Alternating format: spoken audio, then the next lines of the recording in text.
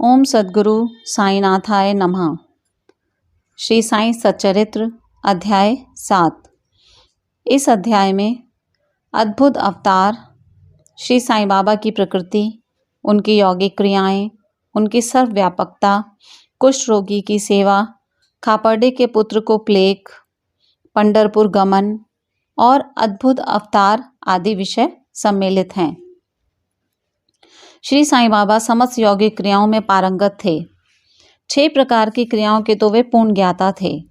6 क्रियाएं, जिनमें धोती क्रिया,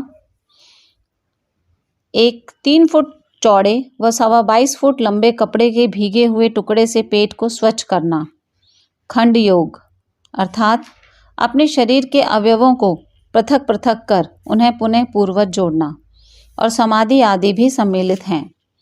यदि कहा जाए कि वे हिंदू थे तो आकृति से वे यवन से प्रतीत होते थे।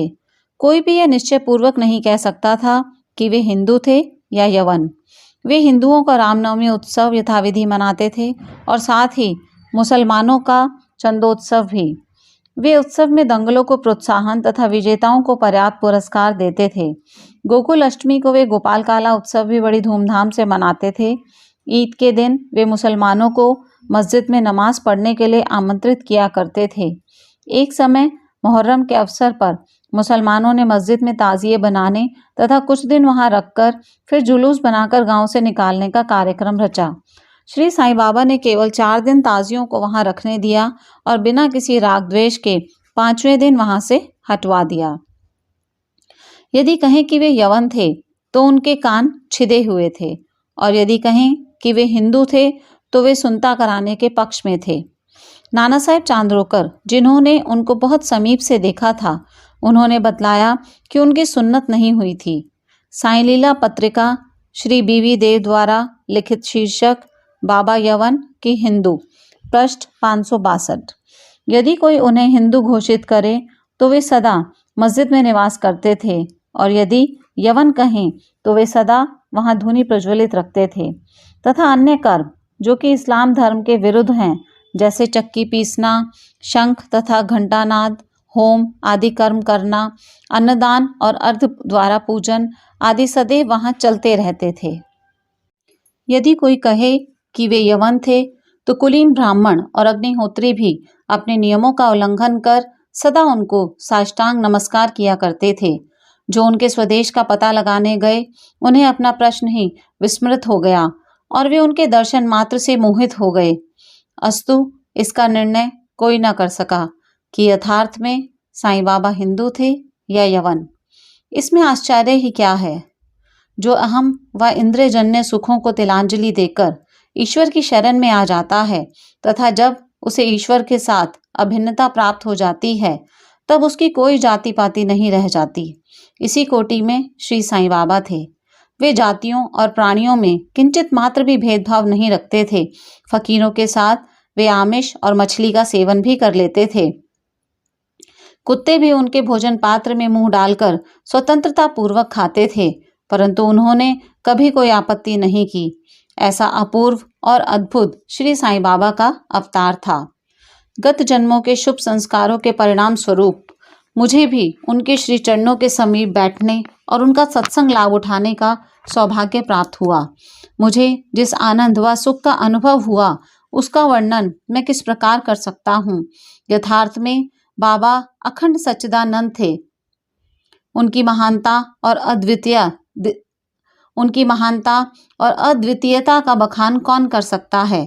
जिसने उनके श्री चरण कमलों की शरण ली, उसे साक्षात्कार की प्राप्ति हुई। अनेक सन्यासी, साधक और अन्य मुमुक्षजन भी श्री साईं बाबा के पास आया करते थे।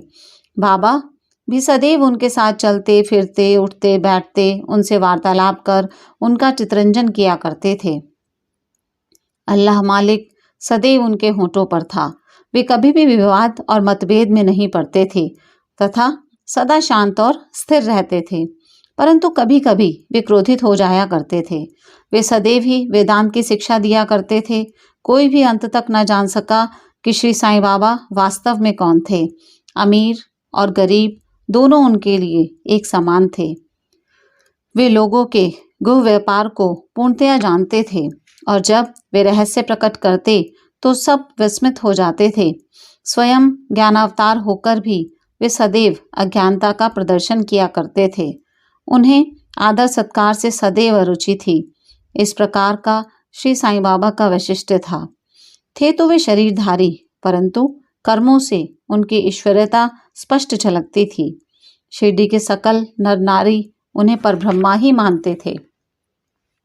विशेष एक श्री साईं बाबा के एक अंतरंग भक्त महालसापति, जो कि बाबा के साथ मस्जिद तथा चावड़ी में शयन करते थे, उन्हें बाबा ने बतलाया था कि मेरा जन्म पाथर्डी के एक ब्राह्मण परिवार में हुआ था। मेरे माता पिता ने मुझे बाल्यावस्था में ही एक फकीर को सौंप दिया था। जब यह चर्चा चल रही थी तभी पाथर्डी से कुछ लोग वहां आए तथा बाबा ने उनसे कुछ लोगों के संबंध में पूछताछ भी की। श्रीमती काशीबाई कानिटकर ने साईं लीला पत्रिका भाग 2 के पृष्ठ 79 पर अनुभव नंबर 5 में प्रकाशित किया है कि बाबा के चमत्कारों को सुनकर हम लोग अपनी ब्रह्मवादी संस्था की पद्धति के अनुसार विवेचना कर रहे थे। विवाद का विषय था कि श्री साईं बाबा ब्रह्मवादी हैं या वाम मार्गी। कालांतर में जब मैं शिरडी गई तो मुझे इस संबंध में अनेक विचार आ रहे थे। जैसे ही मैंने मस्जिद की सीढ़ियों पर पैर रखा कि बाबा उठकर सामने आ गए और अपने हृदय की ओर संकेत कर मेरी ओर घूरते हुए क्रोधित हो बोले, यह ब्राह्मण है, शुद्ध ब्राह्मण, इसे वान मार्ग से क्या प्रयोजन। यहाँ कोई भी यवन प्रवेश करने का दुस्साहस नहीं कर सकता और ना ही वह करे। पुनः अपने हृदय की ओर इंगित करते हुए बोले, यह ब्राह्मण लाखों मनुष्यों का पथ प्रदर्शन कर सकता है और उनको अप्राप्य वस्तु की प्राप्ति करा सकता है। यह ब्राह्मण की मस्जिद है। मैं यहाँ किसी वाम मार्गी की छाया भी न पड़ने दूंगा। बाबा की प्रकृति। मैं मूर्ख श्री साईं बाबा की अद्भुत लीलाओं का वर्णन नहीं कर सकता। शिरडी के प्राय समस्त मंदिरों का उन्होंने जीर्णोद्धार किया। श्री तात्या पाटिल के द्वारा शनि, गणपति, शंकर, पार्वती, ग्राम्य देवता और हनुमान जी आदि के मंदिर ठीक करवाए। उनका दान भी विलक्षण था। दक्षिणा के रूप में जो धन एकत्रित होता था उसमें से वे किसी को 20 रुपए, किसी को 15 रुपए या किसी को 50 रुपए इस प्रकार प्रतिदिन स्वच्छंदता पूर्वक वितरण कर देते थे। प्राप्तिकर्ता उसे शुद्ध दान समझता था। बाबा की भी सदैव यही इच्छा थी कि उसका उपयुक्त रीति से व्यय किया जाए। बाबा के दर्शन से भक्तों को अनेक प्रकार का लाभ पहुंचता था। अनेकों निष्कपट और स्वस्थ बन गए। दुष्टात्मा पुण्यात्मा में परिणत हो गए। अनेकों कुष्ठ रोग से मुक्त हो गए और अनेकों को मनोवांछित फल की प्राप्ति हो गई। पंगुओं की पंगुता नष्ट हो गई। उनकी कीर्ति दूर दूर तक फैलती गई और भिन्न भिन्न स्थानों से यात्रियों के झुंड शिरडी आने लगे। बाबा सदा धूनी के पास ही आसन जमाए रहते और वहीं विश्राम किया करते थे। वे कभी स्नान करते और कभी स्नान किए बिना ही समाधि में लीन रहते थे। वे सिर पर एक साफा, कमर में एक धोती और तन ढकने के लिए एक अंगरखा धारण करते थे। प्रारंभ से ही उनकी वेशभूषा इसी प्रकार की थी। अपने जीवन काल के पूर्वार्ध में वे गांव में चिकित्सा कार्य भी किया करते थे। रोगियों को निदान कर उन्हें औषधि भी देते थे और उनके हाथ में अपरिमित यश था। इस कारण से वे अब काल में ही योग्य चिकित्सक विख्यात हो गए। यहाँ केवल एक ही घटना का उल्लेख किया जाता है जो बड़ी विचित्र सी है। विलक्षण नेत्र चिकित्सा। एक भक्त की आंखें बहुत लाल हो गई थीं। उनमें सूजन भी आ गई थी। शिरडी सरीखे छोटे ग्राम में डॉक्टर कहाँ। तब भक्तगण ने रोगी को बाबा के समक्ष उपस्थित किया। इस प्रकार की पीड़ा में डॉक्टर प्राय लेप, मरहम, अंजन, गाय का दूध तथा कपूरयुक्त औषधियों को प्रयोग में लाते हैं, पर बाबा की औषधि तो सर्वथा ही भिन्न थी।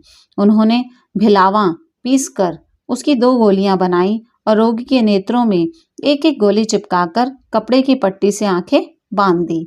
दूसरे दिन पट्टी हटाकर नेत्रों के ऊपर जल के छींटे छोड़े गए। सूजन कम हो गई और नेत्र प्राय निरोग हो गए। नेत्र शरीर का एक अति सुकोमल अंग है, परंतु बाबा की औषधि से कोई हानि नहीं पहुंची, वरन नेत्रों की व्याधि दूर हो गई। इस प्रकार अनेक रोगी निरोग हो गए। यह घटना तो केवल उदाहरण स्वरूप ही यहाँ दी गई है। बाबा की यौगिक क्रियाएं। बाबा को समस्त यौगिक प्रयोग और क्रियाएं ज्ञात थी। उनमें से केवल 2 का ही उल्लेख किया जाता है। एक, धोती क्रिया अर्थात आंतें स्वच्छ करने की क्रिया। प्रति तीसरे दिन बाबा मस्जिद से पर्याप्त दूरी पर एक वट वृक्ष के नीचे किया करते थे। एक अवसर पर लोगों ने देखा कि उन्होंने अपनी आंतों को उदर से बाहर निकालकर उन्हें चारों ओर से स्वच्छ किया और समीप के वृक्ष पर सूखने के लिए रख दिया। शिरडी में इस घटना की पुष्टि करने वाले लोग अभी भी जीवित हैं। उन्होंने इस सत्य की परीक्षा भी की थी। साधारण धोती क्रिया एक 3 फुट चौड़े व 22.25 फुट लंबे गीले कपड़े के टुकड़े से की जाती है। इस कपड़े को मुंह के द्वारा उदर में उतार लिया जाता है तथा उसे लगभग आधा घंटा रखे रहते हैं ताकि उसका पूरा प्रभाव हो जाए। तत्पश्चात उसे बाहर निकाल लेते हैं। पर बाबा की तो यह धोती क्रिया सर्वथा विचित्र और असाधारण ही थी। दूसरा, खंड योग। एक समय बाबा ने अपने शरीर के अवयव पृथक पृथक कर मस्जिद के भिन्न भिन्न स्थानों में बिखेर दिए। अकस्मात उसी दिन एक महाशय मस्जिद में पधारे और अंगों को इस प्रकार यहाँ वहाँ बिखरा देखकर बहुत ही भयभीत हुए।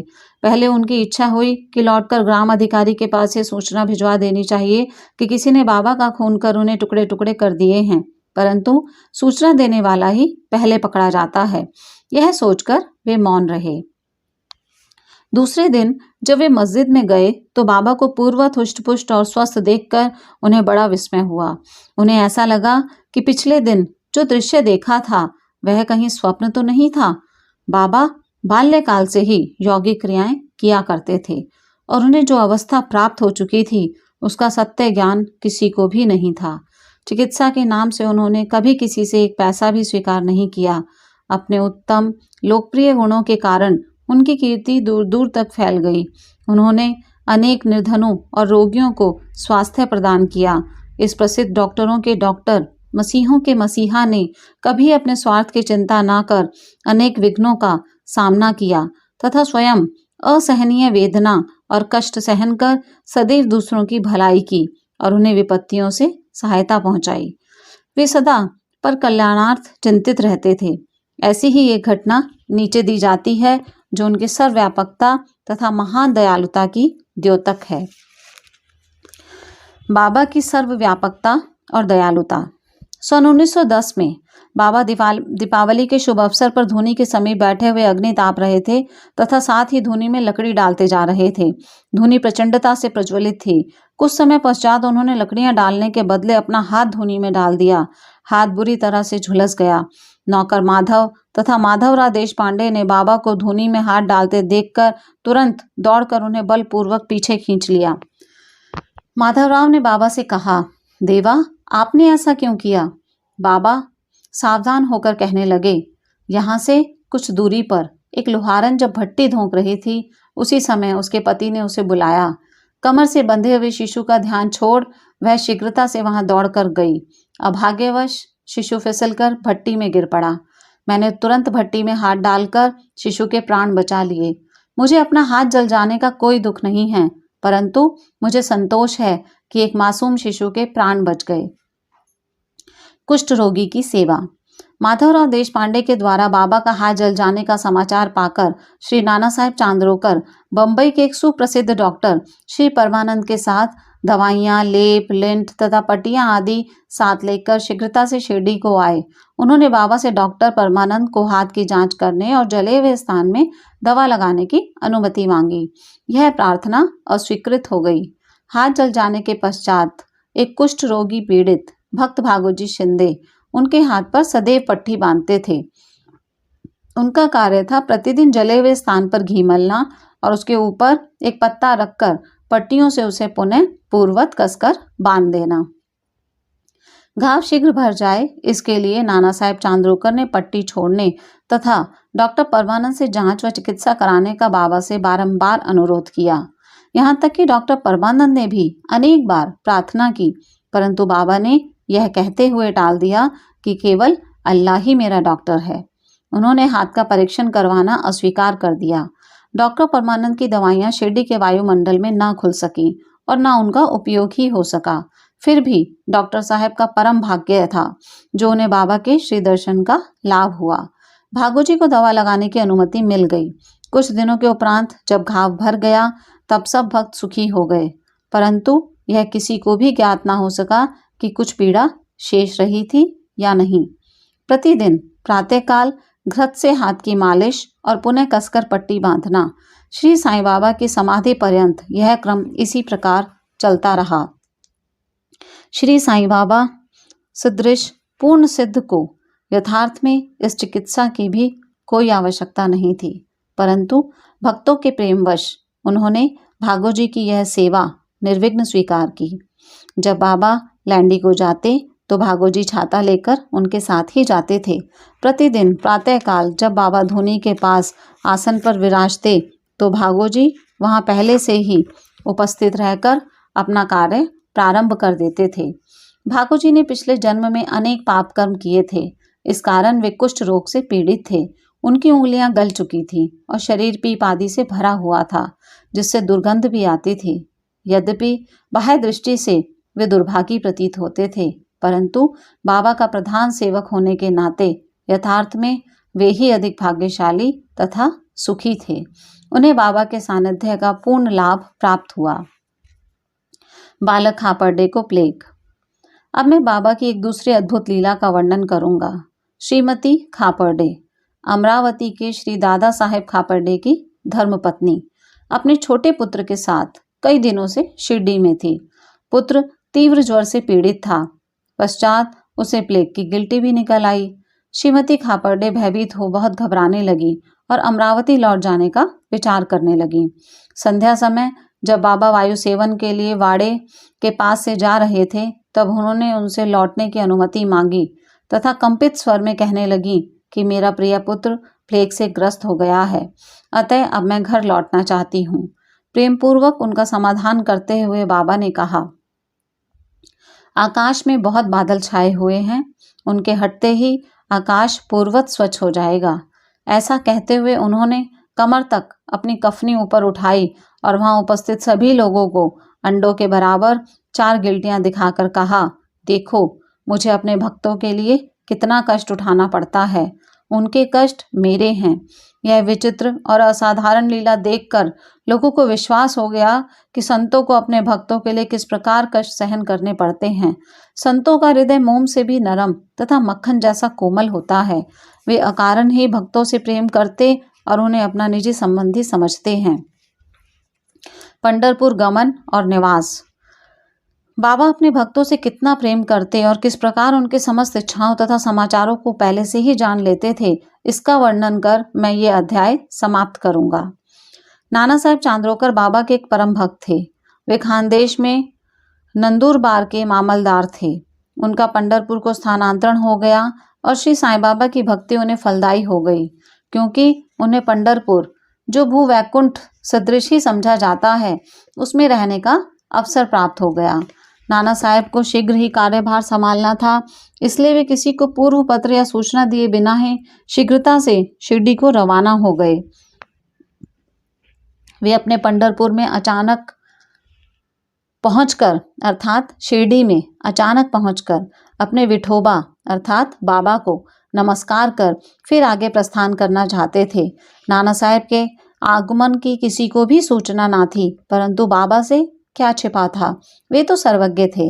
जैसे ही नाना साहेब नीमगांव पहुंचे, जो शिरडी से कुछ ही दूरी पर है, बाबा पास बैठे हुए महालसापति अप्पा शिंदे और काशीराम से वार्तालाप कर रहे थे। उसी समय मस्जिद में स्तब्धता छा गई और बाबा ने अचानक ही कहा, चलो चारों मिलकर भजन करें, पंढरपुर के द्वार खुले हुए हैं।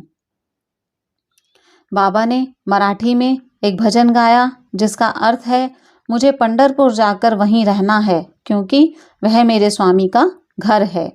बाबा गाते जाते और भक्तगण उसे दोहराते जाते। कुछ समय में नाना साहेब ने वहां सुकुटुंब पहुंचकर बाबा को प्रणाम किया। उन्होंने बाबा से पंढरपुर पधारने तथा वहां निवास करने की प्रार्थना की। पाठकों, अब इस प्रार्थना की आवश्यकता ही कहाँ थी।